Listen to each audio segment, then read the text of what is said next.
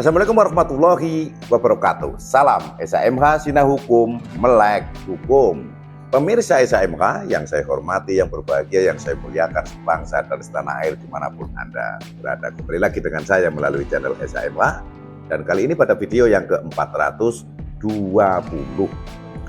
Video 420 kali ini saya akan menjawab pertanyaan dari beliau Bayu Hari 4401, di mana pertanyaan itu pada kolom komentar di video SHMH yang ke-419.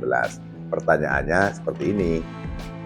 Bagaimana keabsahan alat bukti keterangan saksi kalau pemeriksaan saksinya dilakukan secara virtual, video call karena terkendala jarak di luar pulau? Bapak, pemberian keterangan saksi itu ada dua. Ada dua. Pada saat proses penyidikan, berarti oleh penyidik ini, dan ada pada saat proses pengadilan, di sidang pengadilan, ya kan? Keterangan saksi. Tapi untuk video kali ini saya menganggap yang pertama dulu, bahwa ini adalah kepentingan pemeriksaan saksi atau mencari keterangan saksi pada saat penyidikan. Karena di dalam pertanyaan ini, beliau Pak Bayu ini apakah beliau penyidik apa beliau hakim gitu kan tidak dijelaskan di sini, maka saya berpikir itu. Kemudian kalau yang kedua nanti di sidang pengadilan akan saya bahas di video selanjutnya. Untuk memahami terkait masalah pertanyaan tadi secara virtual video call karena terkendala jarak di luar pulau, katakanlah Pulau Jawa dengan Pulau Papua atau Pulau Jawa dengan mungkin Batam, Medan, atau mungkin Sumatera, Aceh misalnya, kan memang cukup jauh kalau dari sini. Kita harus memahami dulu tentang pengertian apa itu saksi.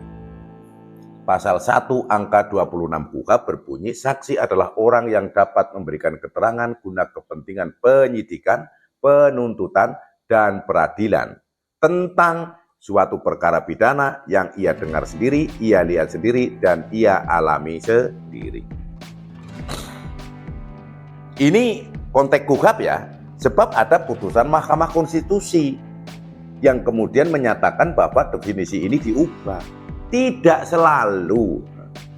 selalu ia dengar sendiri, ia lihat sendiri, dan ia alami sendiri. Kalau dulu disebut saksi yang katanya atau testimonium de auditu, kalau bahasa Jawa jarene jare, dulu nggak laku. Tapi begitu ada putusan Mahkamah Konstitusi, bisa saja ada saksi yang dapat menyerangkan suatu perkara tindak pidana walaupun dia tidak melihat, dia tidak mendengar, dia tidak mengalami sendiri. Itu perkembangan hukum. Kemudian terkait keterangan saksi, kita harus melihat dulu Pasal 1 angka 27 KUHP. Keterangan saksi adalah salah satu alat bukti dalam perkara pidana yang berupa keterangan dari saksi mengenai suatu peristiwa pidana yang ia dengar sendiri, ia lihat sendiri, dan ia alami sendiri dengan menyebut alasan dari pengetahuannya itu. Berarti kalau saksi itu adalah orang yang dapat bla bla bla bla, kalau keterangan saksi adalah ya keterangan yang diberikan oleh orang itu tadi. Jadi dengan adanya definisi saksi dan keterangan saksi di dalam hukum acara pidana seperti di atas, maka memang kedudukan alat bukti keterangan saksi adalah sangat penting. Mohon maaf agak perlu sedikit saya. Kedudukan keterangan saksi sangat penting. Alat bukti keterangan saksi adalah merupakan alat bukti yang sangat penting. Kemudian karena keterangan saksi adalah keterangan yang dihasilkan oleh saksi, yaitu omongannya orang, maka saksi ini pun juga menjadi sangat penting gitu loh. Orangnya yang bisa menerangkan jadi sangat penting, keterangannya penting gitu. Ya katakanlah secara singkat, kalau bahasa saya ini adalah bisa dikatakan antara saksi dengan keterangan saksi ya semacam sesuatu yang include gitu, jadi satu. Misalnya kayak apa ya, misalnya teh manis gitu kan, ya ada tehnya, ada gulanya ya. Tapi kalau dilihat gulanya mana, tehnya mana, karena sama-sama penting kan, semacam itulah include. Kemudian begini, Bapak Bayu ya, saya undang panggilnya Bapak Bayu ya, Bapak Bayu, dan juga seluruh pemirsa SHMH yang saya hormati, Bapak. Sepanjang saya tahu, selama saya mempelajari hukum itu, belum ada perkara pidana satupun atau belum pernah ada satupun perkara pidana yang dapat dibuktikan tanpa adanya keterangan saksi. Saya belum pernah dengar, belum pernah tahu. Kalau pemirsa pernah tahu, silakan komen di kolom komentar video ini. Jadi saya belum pernah tahu, belum pernah mendengar, dan saya yakin itu akan tidak bisa ada sebuah perkara pidana yang dapat dibuktikan tanpa adanya keterangan saksi. Contohnya begini, keterangan ahli dan surat alat buktinya, atau ahli surat petunjuk, keterangan saksinya nggak ada. Saya belum pernah melihat. Saya belum pernah melihat, belum pernah tahu. Sehingga dengan adanya hal yang demikian belum pernah ada satupun, menurut saya garis bawahi, belum pernah ada sejarahnya perkara pidana yang dapat dibuktikan tanpa adanya keterangan saksi. Maka memang keterangan saksi ini adalah peranannya adalah sangat-sangat penting dalam pembuktian perkara pidana. Kemudian berarti kan saksi yang di luar pulau itu sangat penting dalam perkara yang sedang ditangani oleh Bapak Bayu ini kan? Ya enggak? Sangat penting. Orangnya penting, apa yang akan disampaikan kepada orangnya juga penting. Saksi itu orangnya, yang diomongkan keterangan saksi, sangat penting. Dan perlu diingat, belum pernah ada sejarahnya perkara pidana yang bisa diputus karena tanpa adanya keterangan saksi. Lebih penting lagi tidak. Kemudian apakah dapat dilakukan pemeriksaan secara video call itu ya? Saya berimajinasi ini, apa yang dimaksudkan oleh Pak Bayu dengan secara video call itu berarti kan penyidiknya di Jawa, katakanlah di Jawa, kayak katakanlah sebut saja lah biar saya mudah, di Kulon Progo, ini kan saya tinggal di Kulon Progo, penyidiknya di Kulon Progo, kemudian saksi yang diterangkan dibutuhkan itu ada di Papua atau Kalimantan atau Aceh, kemudian telepon-teleponan pakai WA video call. Saudara saat ini diperiksa bla bla bla bla. Nah, kemudian saya agak berimajinasi, kemudian hasil dari keterangannya ini tulisannya, print-printannya dikirimlah ke saksi, kirim pakai paket atau pakai pos, kemudian ditandatangani, erek, dibalik lagi ke sini, tempellah di berkas. Mungkin seperti itu yang diharapkan. Apakah andaikan itu dilakukan seperti itu sah atau tidak? Kan seperti itu pertanyaannya. Kemudian lah nanti kalau tidak hadir, ya gampang lah nantilah. Buat aja sekalian, tidak hanya berita acara pemeriksaan, namun juga sekalian Bapak, Ibu, Bapak Anda, kalau memang nanti tidak ada kemungkinan tidak dapat hadir di sidang pengadilan, dipersilahkan Bapak itu bersumpah, gitu kan. Bersumpah, bla bla bla bla, kemudian buat berita acara pembak draftnya dari sini, dikirim ke sana, kemudian ditandatangani, kirim. Sumpah itu harus sah sesuai dengan agama dan kepercayaan masing-masing.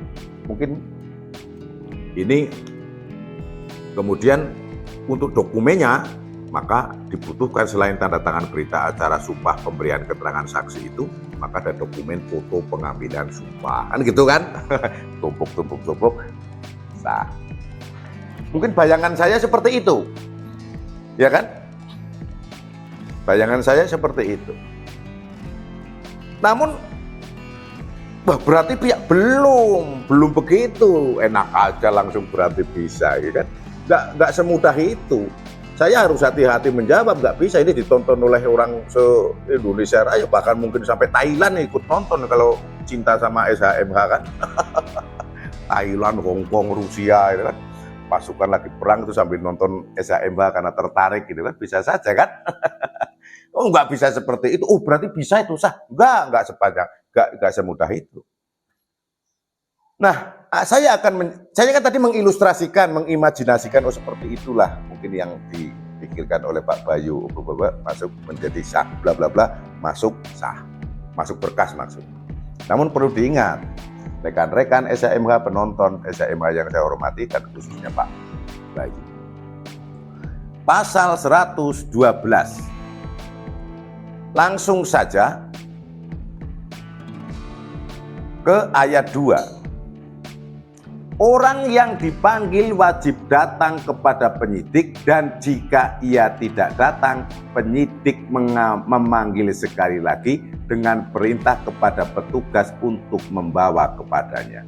Nah, jadi Pak Bayu dan rekan-rekan SHMH seluruhnya, kalau ada saksi yang dipanggil oleh penyidik, dalam hal ini saya contohkan penyidik, kemudian dia itu tidak datang, penyidik memanggil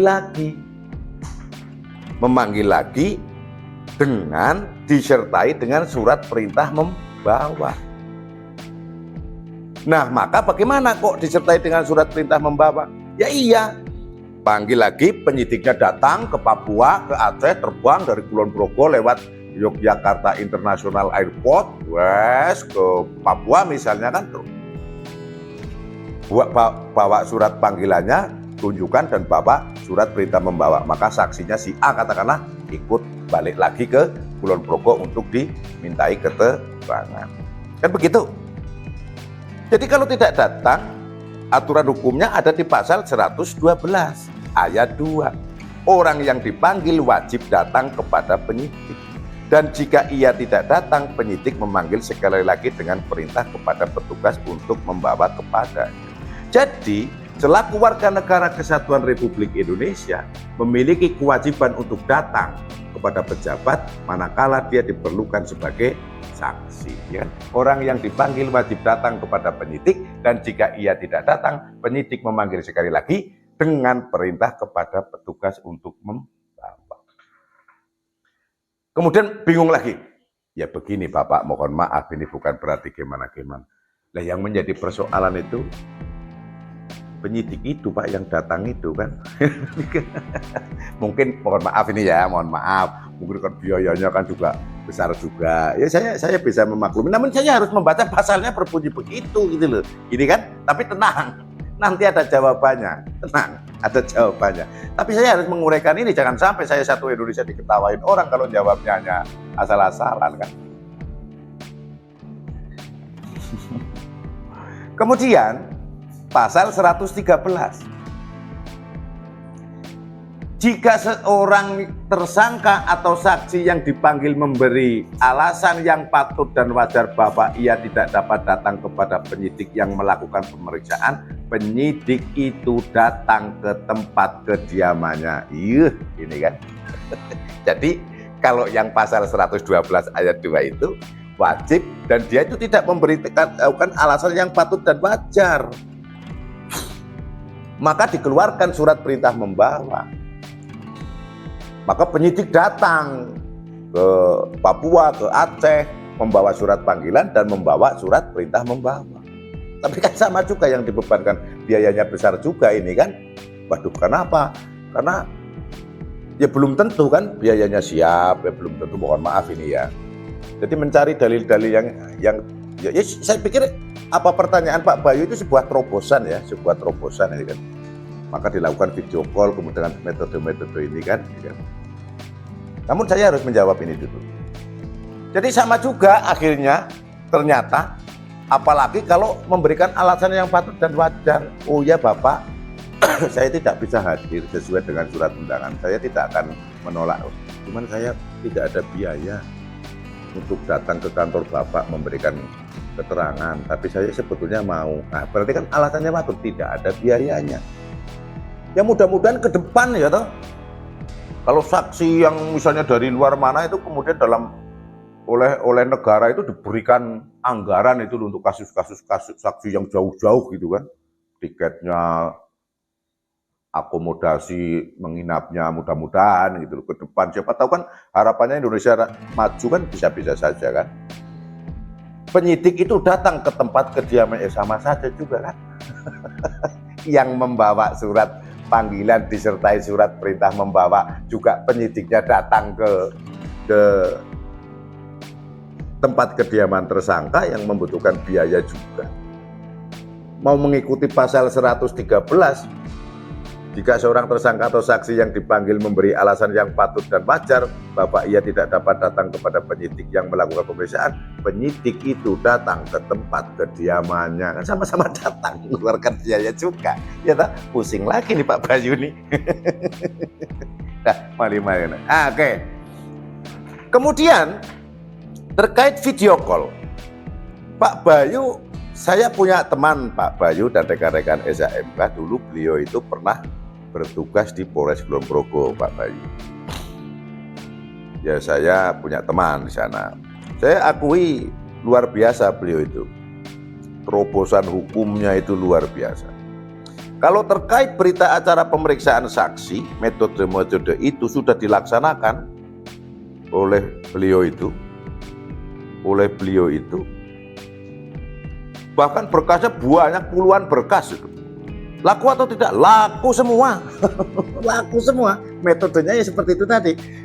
Lakukan video call, buatkan berita acara pemeriksaan, kirim pakai paket, disertai dengan berita acara pemeriksaan sumpah. Kemudian semuanya ditandatangani, ada foto sumpahnya, tempel lagi di berkas, kirim, sah.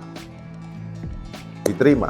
Puluhan berkas, mungkin ratusan berkas. Nah, mungkin silakan Pak Bayu kalau main-main ke Kulon Progo bisa tanya kepada rekan-rekan Kulon Progo siapa atau bapak itu, orang itu siapa itu kan yang punya terobosan hukum seperti itu, kenapa berani kan gitu kan. Nah begini Pak Bayu, suatu ketika saya omong-omongan sama beliau, apa dalilnya yang digunakan kalau nanti diprotes gitu kan. Kan itu belum ada aturan di KUHAP. Kemudian dalilnya ternyata beliau menggunakan ini, menggunakan pasal 7 huruf ayat 1 huruf J, mengadakan tindakan lain menurut hukum yang bertanggung jawab. Mengapa katanya kok itu masuk mengadakan tindakan lain menurut hukum yang bertanggung jawab? Sebab proses perkara tidak bisa berhenti. Sedang saat itu, pada saat Bapak itu tadi menjabat di Polres Kulon Progo, sedang COVID. Secara otomatis tidak bisa terjadi mobilisasi, walaupun sebetulnya untuk kepentingan hukum itu bisa, tapi juga bahaya juga. Bisa jadi petugasnya menularkan COVID kalau pergi ke sana. Akhirnya persiapkan, andaikan terjadi sesuatu hal ditanyakan oleh orang yang berkeberatan, mengapa dilakukan sistem itu, maka mengadakan tindakan lain menurut hukum yang bertanggung jawab. Menurut hukum, sebab pada saat itu COVID memang ada pengurangan mobilisasi. Tapi puluhan berkas nggak ada yang protes. Walaupun memang dalam setiap berkas itu ada yang hadir kan hanya 1-2 orang aja yang dilakukan metode itu, tidak seluruhnya memang. Tapi menurut saya, apa yang menurut perkiraan saya ini, saksi yang dimaksud Pak Bayu ini sangat penting, urgent itu, katakanlah saksi kunci katakanlah. Tapi metode penggunaan video call, kemudian dibuatkan berita acara dan dikirim ke sana, kemudian dibalikkan lagi ke sini setelah ditandatangani oleh yang bersangkutan dengan dilengkapi dokumen tanda tangan, foto untuk lampiran, jaga-jaga kalau ada yang protes misalnya, itu adalah menggunakan itu dalilnya. Setelah saya omong-omongan dengan beliau. Sekali lagi silakan dengan berhubungan dengan beliau. Beliau dulu pernah tugas di Polres Kulon Progo. Ya memang terobosan hukumnya saya akui beliau itu luar biasa. Ya kan? Kemudian pertanyaan, wah kalau begitu berarti bisa ya. Sekarang saya melakukan kayak itu. Menurut saya sekarang udah nggak bisa. Kenapa? Nggak bisa. Nah sudah nggak COVID. Kemudian mau pakai argumentasi ini, nggak laku lah. Ya kan, sekarang 2024, tanggal 29 April 2024, nggak ada pernyataan COVID, nggak ada pernyataan tidak boleh bermobilisasi dari satu tempat ke tempat lain karena takut menularkan COVID itu kan, ya kan? Terus argumentasi mengadakan tindakan lain menurut hukum yang bertanggung jawab, terus apa? Udah nggak ada, udah hilang. Jadi beserta COVID-nya itu hilang, maka juga argumentasi hukum mengadakan tindakan lain menurut hukum yang bertanggung jawab terkait pemeriksaan saksi yang dilakukan dengan video call itu, ya menjadi ikut hilang juga gitu loh. Jadi kemudian jangan ditiru, karena situasional dan keadaannya sudah jauh berbeda. Saya pun tidak akan merekomendasikan pasal 7 ayat 1 huruf J ini dilakukan untuk menutupi argumentasi itu. Ya kan? Ya itu memang iya, terobosan itu saya paham, pernah dilakukan, saya tahu itu, karena saya ngomong-ngomongan. Ya saya tertarik itu bagaimana atau argumentasinya. Ini durasinya agak panjang gitu ya, mohon maaf rekan-rekan. Karena saya jangan sampai saya menjawabnya juga asal-asalan. Jadi nggak masuk juga. Sementara beliau itu mungkin ini ya, kalau datang ke Papua, datang ke Aceh itu kan, kalau pakai alasan hukum yang cerdas itu kan begini, itu namanya kan tidak mencerminkan, tidak melaksanakan asas hukum yang cepat dan berbiaya murah itu Bapak. Itu ya mungkin cepat tapi biayanya mahal, gitu kan. Sementara mau ditiru, mau niru yang zaman COVID itu, yang dulu penyidik yang di Kulon Progo itu, udah nggak bisa, alasan hukumnya musnah. Udah nggak ada, COVID-nya hilang, alasan hukum ikut hilang. Nggak bisa mengadakan tindakan lain menurut hukum yang bertanggung jawab, melakukan pemeriksaan saksi dengan video call pakai HP, nah, karena situasinya seluruhnya aman landai, ya kan? Saya pun tidak merekomendasi. Gimana Pak Bayu? Apakah tambah pusing? Enggak lah ya, tak? Jangan pusing. Ketemu dengan SHMH pasti akan ada solusinya, makanya ditonton sampai, tapi agak bersabar. Silakan Pak Bayu juga dengan rekan-rekan sambil buka nanti pasal 119 Undang-Undang Nomor 8 Tahun 1981 tentang UKAP. Mudah-mudahan ini bisa membantu Anda untuk dilaksanakan. Bunyinya begini, dalam hal tersangka atau saksi yang harus didengar keterangannya berdiam atau bertempat tinggal di luar daerah hukum penyidik yang menjalankan penyidikan, pemeriksaan terhadap tersangka atau saksi dapat dibebankan kepada penyidik di tempat kediaman atau tempat tinggal tersangka dan atau saksi tersebut. Ini saya ulangi lagi ya. Pemirsa SHMH, pasal 119 UKAP. Dalam hal tersangka dan atau saksi yang harus didengar keterangannya berdiam atau bertempat tinggal di luar daerah hukum penyidik yang menjalankan penyidikan, pemeriksaan terhadap tersangka dan atau saksi dapat dibebankan kepada penyidik di tempat kediaman atau tempat tinggal tersangka dan atau saksi tersebut.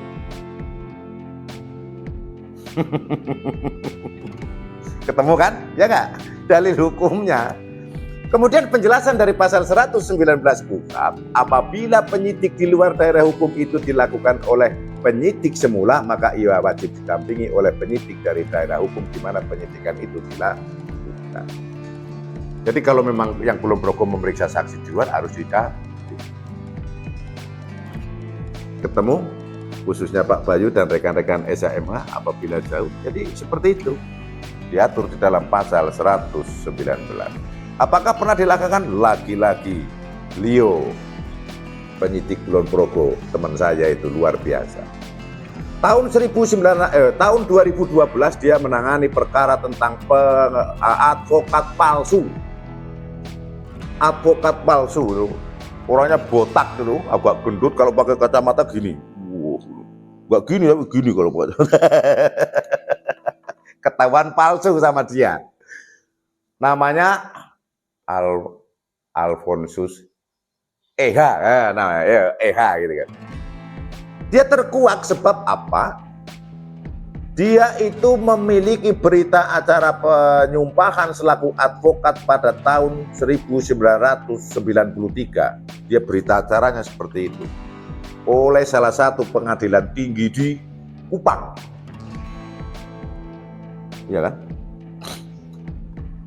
Kemudian setelah diteliti, dicek ini oleh si teman saya ini memang agak dibilang konyol ya juga, kalau selengean juga iya. orangnya itu kan, tapi jitu itu kan, orangnya jitu dia itu, cek gitu. Ternyata dia itu lahir pada tahun 1974. Berarti pada tahun 1993 dia itu baru berumur 19 tahun, ya kan? Kuliah 4 tahun, sarjana hukum, magang-magang karena sudah tentang apa dia selesai kuliah pada umur 16 tahun kan, 12 tahun kan nggak mungkin kan. Nah ini kelakuan ini nih, pengacara palsu ini kelakuan ini. Yang ketipu penyidik, penuntut umum, pengadilan kena tipu semua sama dia itu. Maksudnya kena tipu, dia itu dianggap sebagai advokat beneran itu kan. Nah, terkait dengan apa yang saya sampaikan, ternyata teman saya itu, si beliau itu membuka pasal 119 KUHP. Dalam hal tersangka dan atau saksi yang harus didengar keterangannya berdiam atau bertempat tinggal di luar daerah hukum penyidik yang menjalankan penyidikan, pemeriksaan terhadap tersangka dan atau saksi dapat dibebankan kepada penyidik di tempat kediaman atau tempat tinggal tersangka dan atau saksi tersebut. Akhirnya beliau membuat surat kepada Kupang, Polres Kupang, kemudian meminta bantuan agar dimintakan pemeriksaan mendasari pasal 119 ini, ya kan? Kemudian hasil pemeriksaannya dikirimkan kepada penyidik Kulon Progo itu tadi. Kemudian ditempelkan, karena yang dilakukan pemeriksaan kan orang-orang yang mengetahui tentang si ini disumpah atau tidak kan, di sana kan jawabannya jelas tidak, tapi kan itu diperlukan saksi. Kemudian setelah berkasnya sampai sini dijilid, ya, selesai. Nah, dengan adanya hal ini, maka apa yang diharapkan oleh beliau Bapak Bayu menurut saya bisa terpenuhi. Dan kemudian juga kepada bapak-bapak, ibu-ibu, penyidik, penyelidik yang mengikuti channel SHMH ini ternyata ketemu sehingga bisa melaksanakan asas hukum yang cepat dan berbiaya murah. Sehingga kan saling, oh ya ada SHMH kemarin membahas masalah pasal 119 KUHP, ternyata oh kirim ke sana, kirim. Kan bergantian. Misalnya sekarang yang minta Pak Bayu, misalnya ke Papua, besok ke depan ganti lagi. Pak penyidik Papua minta ke sini, ke Kulon Progo misalnya kan. Ya mohon maaf ini saya menyebut Kulon Progo ya, karena memang saya tinggalnya di Kulon Progo sih, jadi saya sudah enak gitu kan, lancar, lanyah gitu kalau bahasa. Jadi begitu Pak Bayu ya. Jadi tidak usah khawatir, yang jenengan hadapi bukan persoalan. Pembuat kitab undang-undang hukum acara pidana sudah paham kira-kira apa toh yang akan menjadi hambatan, maka dicari solusinya. Kemudian SHMH menurut saya juga hampir seperti itu gitu loh. Apa yang menjadi hambatan rekan-rekan, mungkin penyidik, advokat, tersangka atau saksi, mudah-mudahan SHMH bisa menjadi solusi. Ya kan? Kemudian pertanyaan Anda, pertanyaan Bapak Bayu bisa saya jawab yang menurut saya semuanya dengan menggunakan dalil-dalil hukum yang ada, sehingga jawaban saya tidak ngarang. Bukan omongan saya, ya saya yang ngomong, tetapi saya ngomong berdasarkan pasal, bukan asal bunyi kan begitu. Saya ulangi lagi, sekali lagi, pasal 119 KUHP dalam hal tersangka dan atau saksi yang harus dengar keterangannya berdiam atau bertempat tinggal di luar daerah hukum penyidik yang menjalankan penyidikan pemeriksaan terhadap tersangka dan atau saksi dapat dibebankan kepada penyidik di tempat kediaman atau di tempat tinggal tersangka atau saksi tersebut. Tentunya yang tahu perkaranya penyidik ini, maka draft berita acara pemeriksaannya yang ditanyakan ya tentunya dibuat di sini, jangan kemudian disurahkan gelundung aja kayak tahu. Dari mana tahu penyidik yang dimintai bantuan? Dia harus dituntun. Oh, draftnya yang ditanyakan ini komunikasi. Oh, ini menjawabnya begini bagaimana? Tanyakan lagi. Apalagi sekarang jalur komunikasinya sudah bagus itu kan. Lewat surat dulu, kemudian jalur komunikasi. Mudah-mudahan yang saya sampaikan memuaskan Bapak Bayu dan seluruh pemirsa SHMH. Namun sekali lagi dipersilahkan ketemu dengan beliau. Beliau dulu bertugas di Kulon Progo. Kalau Anda bertugas di dekat-dekat Kulon Progo atau mungkin di Jawa, bisa bertanya kepada rekan-rekan Anda.